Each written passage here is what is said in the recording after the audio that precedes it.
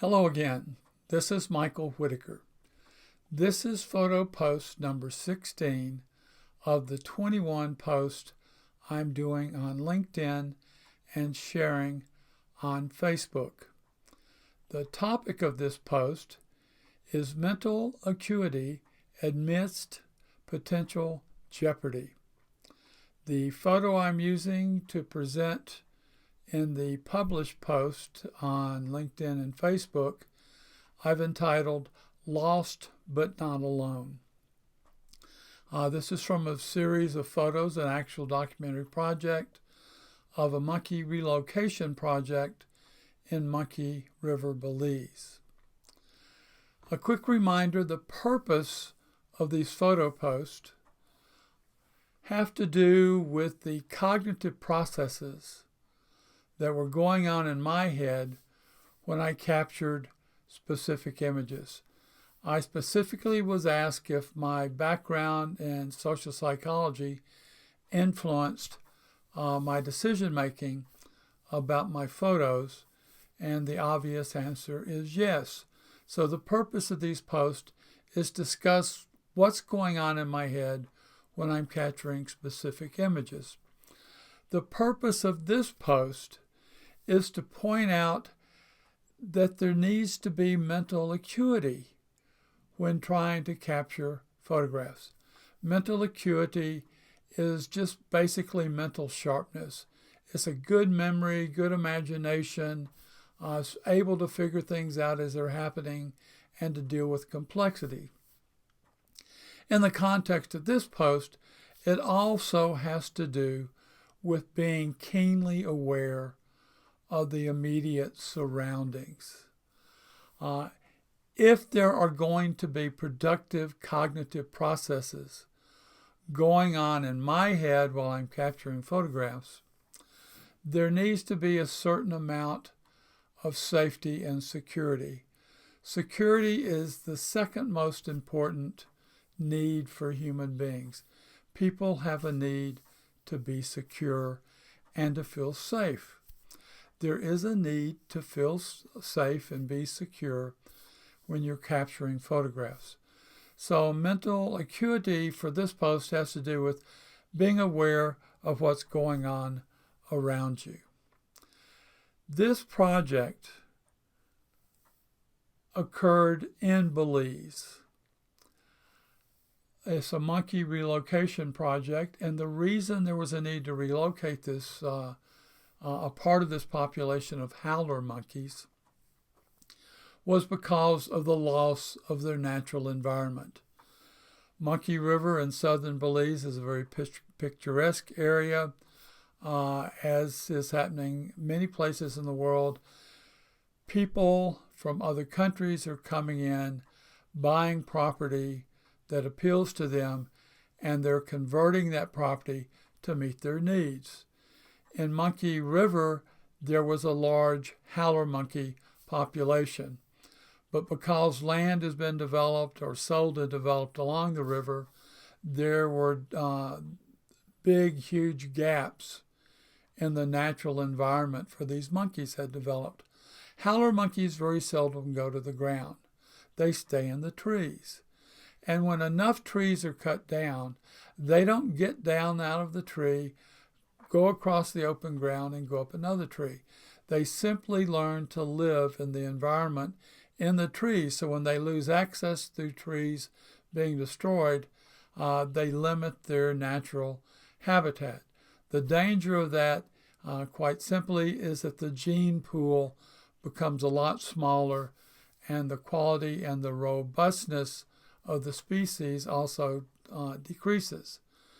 So there was an effort at this time to capture monkeys along Monkey River and then transport them to Chaa Creek, which is on the western side of Belize, very close to Guatemala, to try to save part of this population that's losing its habitat. Before I get into the sort of the crux of this particular post, I wanted to tell you a couple things about Belize, potentially in terms of potential jeopardy. The rainforest in Belize is very dense, and I'll show you a picture as an example in just a minute. There are 5 species of wild large cats in the rainforest in Belize. There are also 8 different kinds of venomous snakes, including rattlesnakes and coral snakes. And there are a multitude of poisonous spiders and insects. So it's a potentially dangerous environment. And one of the thoughts when I agreed to do this project was that I had to be very aware of what the potential dangers were and not let the potential dangers interfere with my ability to capture relevant photographs. So I'm in Belize. It's a tropical jungle, a tropical rainforest, and there are many dangers within the rainforest. Before I talk about this specific slide, I'd like to show you 5 other slides to give you a sense of what this project actually involved. You can get a sense from this photo here that it really is a dense rainforest. There were not paths, there were not trails through the rainforest. Because of the nature and the density of the rainforest and what we were doing with this project, we had 3 indigenous guides who helped us make our way through the rainforest. But the rainforest looks like this. It was just extremely dense. These 3 guys, on the right is Jeremy Dahl with the National Primate Center at Emory University.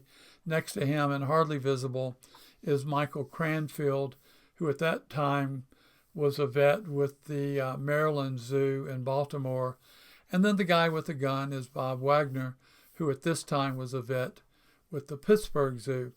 It was through my connections with Bob that I became involved in this project. So what Bob has is a tranquilizer rifle, a rifle that shoots tranquilizer darts. You can see in his left hand, he's holding on to a handmade tripod. He cut down a small tree with the fork at the top, and he rests the gun on the fork to shoot the monkeys. There is a double canopy in this particular rainforest. It means there's a dense covering, then there's a space above it that's not so dense, and then there's a second canopy above that. The howlers live between the canopies. So Bob and Jeremy and Michael were all 3 shooting, tranquilizing these monkeys for the relocation project. So this is what the dense jungle looked like. This is what their targets were. And I chose this picture. I tried to find a photo with the monkeys howling. Howler monkeys howl all the time, particularly when they're feeling threatened or they're communicating something. This monkey was not howling, but it represents perfectly the density of the rainforest and the difficulty of shooting a tranquilizer dart to hit the monkey to try to capture. So this is what the monkeys look like. This is how dense the forest was. When these photos were first shown, a question was asked, how did I get this photo of a monkey so high in the tree? And the answer is, with help and a safety harness, I climbed a tree, a big tall tree, which enabled me to capture this image of the monkey. It was not quite as daring as it sounds, but I was quite concerned at one point that I wasn't going to make it. So they're shooting through a dense forest at these monkeys. Once they dart a monkey and the tranquilizer begins to take effect, they have this huge net that has 8 people on all corners and in the middles on each end that they hold in the approximate position to catch the monkey when the tranquilizer takes full effect and the monkey falls from the tree. During the entire time on this trip, they never missed a monkey. The monkey always landed in the net. And you can see Jeremy Dahl and a couple of other people from Emory are pointing out the monkey to make sure they have the net lined up to catch it. Once they have the monkey, then they give the monkey a complete physical. They weigh it, they look at the teeth, they look at the bites, scars, and all that sort of thing. And in this case, Bob Wagner, who's also a vet, is giving an injection of some benefit to the monkey to be transported, across Belize. So once the monkey's on the ground, they do this physical. These are actually 4 different vets. They're all doctors of veterinarian medicine. And there's a couple of others in the background. So the monkeys were getting complete, total medical expertise and attention. After they caught enough monkeys to make a difference in Chaa Creek, all the monkeys were loaded up and we drove 200 miles across Belize to release the monkeys at Chaa Creek. And this is a photo at the end of the project of releasing the monkeys. Most monkeys, the minute the doors open, they're out of the cage and into the tree. The monkey in the foreground on the right was reluctant to come out, but it eventually came out, and it ran straight toward Dr. Cranfield and up the tree behind him. So this was the purpose. We captured the monkeys. They captured the monkeys. I only captured photographs. We transported them across Belize, and then we released them. So that's the nature of the project. Back to this photo, lost but not alone. One day we were in an extremely remote part of the rainforest. Once the monkeys were captured, they were taken back to the base camp that I showed you the photo of and taken care of. We were so remote this day that they decided that Michael Cranfield, the vet, was going to personally carry the monkey out of the rainforest. So Michael and one of the indigenous guides and I decided to make the trek back to the camp. This rainforest has no trails. And I was always amazed at how we all always found where we were going. The guides always got us where we needed to be. On this particular occasion, we got lost. And we ended up on the banks of the Monkey River, which was actually the best place that we could be. We were there for more than an hour, probably almost 2 hours. There was nothing I could do to improve our situation. We were lost, and there was nothing I could do to change that. Michael and the guide did some other things that caught attention, and eventually we were picked up in a boat on the river. But since there was nothing I could do to improve our situation, I kept capturing images. Tranquilized monkeys have a limited ability to moderate their own body temperature. So there was a danger of this monkey overheating and dying. The only option that Michael had to save this monkey or to prevent it from dying was to immerse the monkey into the river.